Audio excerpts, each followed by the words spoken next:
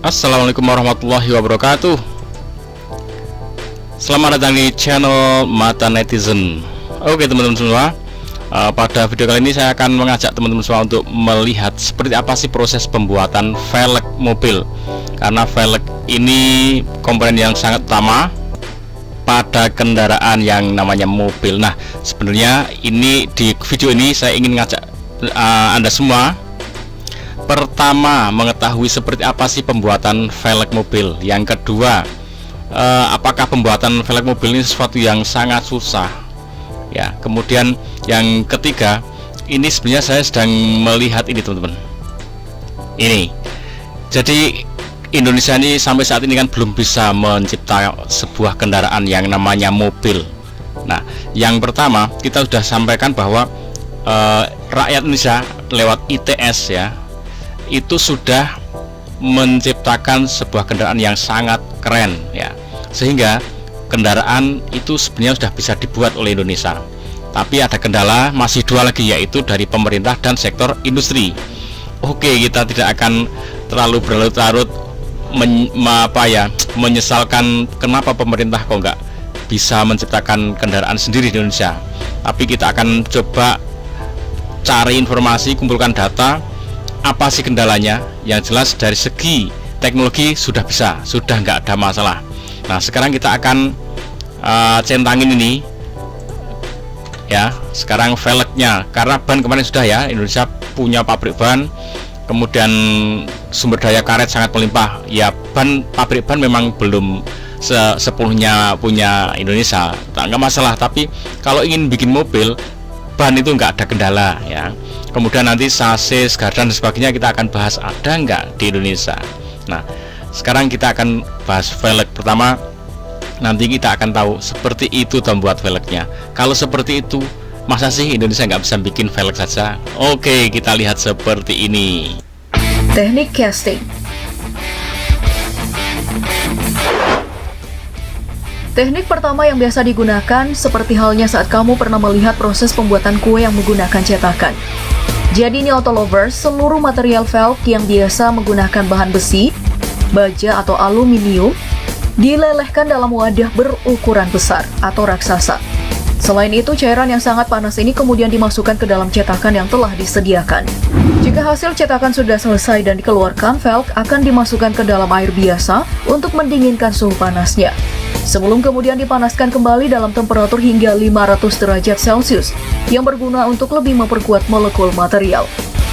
Jika telah selesai, tahap selanjutnya masuk pada proses finishing, di mana bagian-bagian velg yang masih kasar akan dihaluskan guna mendapatkan bentuk sempurna. Setelah itu barulah masuk pada pengecatan agar lebih mempercantik tampilan velg. Akan tetapi dengan proses pembuatan seperti ini, velg memiliki kekurangan di mana bobotnya akan jauh lebih berat. Namun dari segi biaya ongkos produksi juga terbilang murah.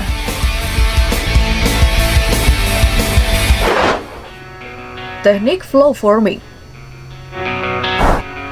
Seiring perkembangan teknologi, ada juga nih teknik yang dikenal dengan istilah flow forming, di mana dalam proses pembuatan lingkar roda tetap menggunakan teknik sebelumnya. Bedanya hasil awal cetakan velg yang masih padat kemudian dimasukkan ke dalam mesin khusus untuk diperlebar bagian tengahnya. Jangan lupa juga sambil dipanaskan dan diputar sampai bentuknya sesuai dengan yang diinginkan. Dengan cara seperti ini juga auto lovers, velg yang dihasilkan memiliki ukuran berat yang lebih ringan. Di samping itu, untuk kekuatannya sendiri jauh lebih baik dan memiliki kepadatan material yang jauh lebih rapat dibandingkan teknik casting. Lihat aja hasil pengujiannya. Teknik forging. Berbeda halnya dengan teknik forging, proses pembuatan velg kendaraan bermobil yang ini sih terbilang cukup ribet dan memakan waktu yang lama nih auto lovers. Pada tahap awal, besi padat yang berbentuk silinder dipotong sesuai ukuran. Kemudian masuk pada proses pemanasan sekaligus dilakukan pengepresan, di mana bentuk velg akan disesuaikan dengan yang diinginkan. Setelah itu semua selesai, barulah teknik flow forming seperti sebelumnya kembali digunakan untuk membuat ukuran velg lebih besar. Nah, bisa dilihat kan bentuk dasarnya telah selesai, namun masih polos sih. Nah, untuk menambah kesan mewahnya, masih perlu masuk ke dalam proses pembuatan motif lubang area depan menggunakan mesin pemotong CNC. Kemudian berlanjut pada tahap finishing. Lalu akhirnya seperti ini deh auto lovers. Keren kan? Dari segi kualitas pun juga sangat mahal. Hanya saja harganya cukup mahal dikarenakan proses produksinya yang rumit dan menggunakan peralatan modern yang canggih. Sementara itu, teknik yang hampir mirip dengan forging ada juga yang menggunakan lempengan besi yang agak tipis kemudian dipres. Bedanya, bagian di tengahnya itu dibuat terpisah menggunakan lempengan besi lalu disambung hingga berbentuk melingkar. Selain itu, lempengan besi bagian tengah dipres juga hingga sesuai dengan bentuk yang diinginkan. Kemudian barulah masuk dalam tahapan penggabungan dengan metode pengelasan. Hingga pada akhirnya, jadi deh. Nah, perlu juga kamu ketahui ini kalau dalam proses akhir pembuatan pelek yang gak boleh ketinggalan sebelum dipasarkan adalah menguji kekuatan pelek itu sendiri dan di tingkat kesempurnaan putarannya. Apakah sudah sesuai dan layak dengan standar yang telah disediakan. Sekedar informasi tambahan juga nih Auto Lovers, kalau pelek pabrikan 100% produk Indonesia saat ini telah ada juga loh dengan nama produk Bedlock Paco. Ngomongin soal kualitasnya tentu gak kalah bersaing dengan produk luar negeri. Nah, gimana Auto Lovers? Sudah Oke teman-teman, di video ini sudah menjawab sepenuhnya ya, bahwa Indonesia sudah memiliki produk velg sendiri yang namanya Noah. Coba saya putar ulang ya ini. Kalau pelek pabrikan 100% produk Indonesia saat ini telah ada juga loh dengan nama produk Bedlock Paco. Itu ya. Nih Bedlock. Nah, ini malah ini 100% produk Indonesia. Oke, teman-teman. Sekarang berarti ini untuk velg kita centang, nggak ada masalah. Nanti untuk pembuatan mobil di Indonesia, ban sudah siap, oke, velg oke. Ya. Saya ingin menunjukkan di India itu bisa jadi rujukan untuk pembuatan macam-macam produk otomotif ya. Kita simak sebentar. Ini teman-teman, di India pabrik-pabrik untuk bikin velg itu di rumahan seperti ini. Jadi bener-bener pabrik rumahan. Nah, ciri khas di India itu mereka dicetak ya. Jadi mau mencontoh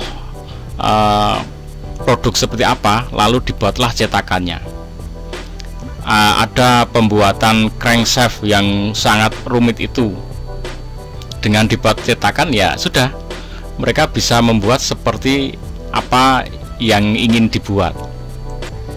Ini ya, sedang dipersiapkan velg yang ingin dicetak itu seperti apa. Nah, India ini bener-bener luar biasa. Apapun itu bisa dibuat, rusak apapun juga bisa diperbaiki.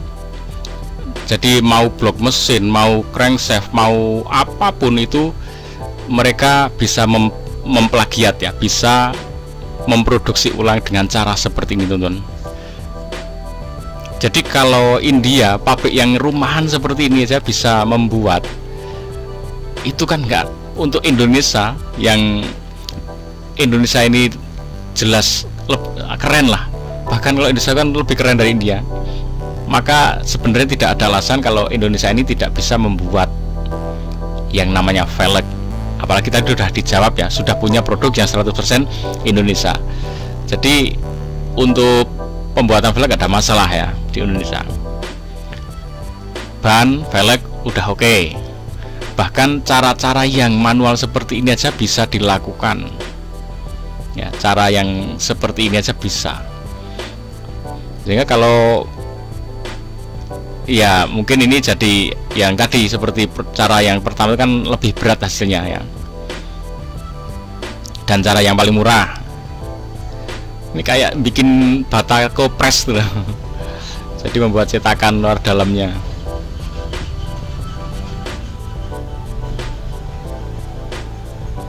Oh, diinjek-injek bener-bener kayak mau bikin batako, bata press. Keren, tapi India tuh keren, luar biasa, kreativitasnya luar biasa.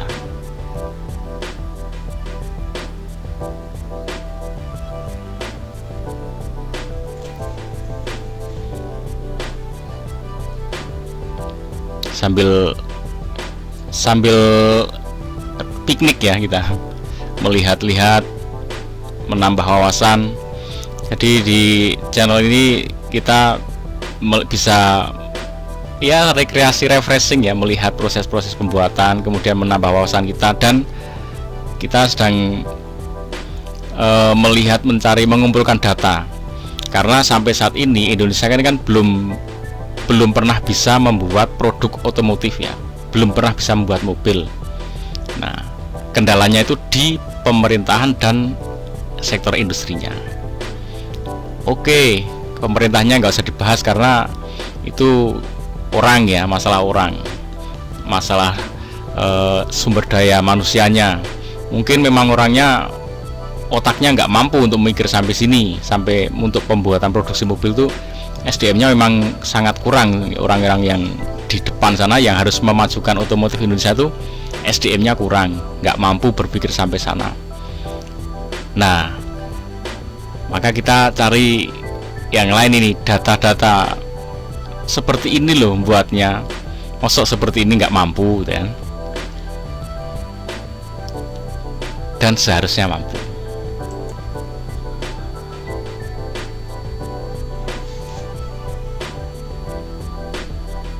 Luar biasa.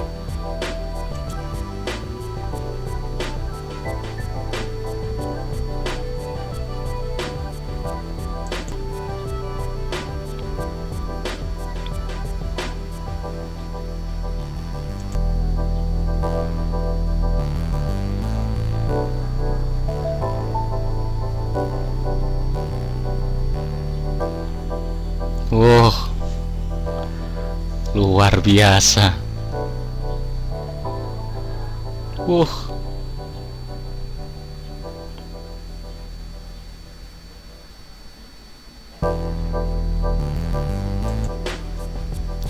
Oke, ini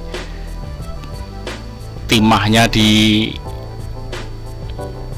dulu ya, dilelehkan. Nah, itu ada kotoran-kotoran itu dipisahkan lagi, kemudian lelehan timah itu luar biasa.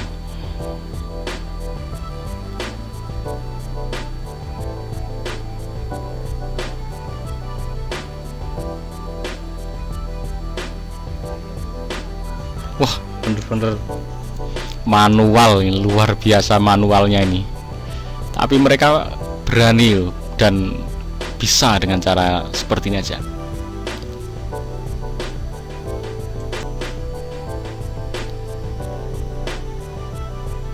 Oke, dibukalah cetakannya.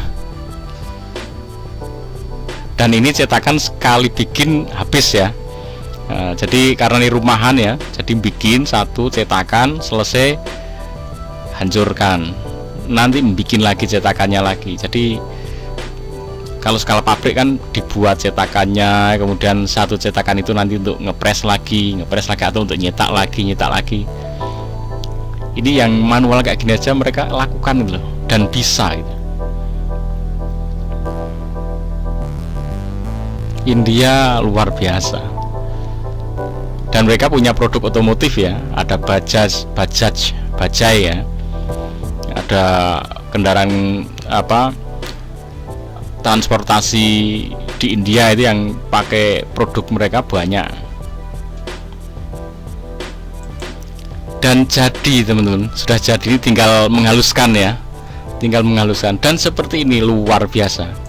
Nah, menghaluskannya itu apa ya, mereka bubut ya, mereka punya mesin bubut sehingga produk yang masih kasar ini dihaluskan. Luar biasa.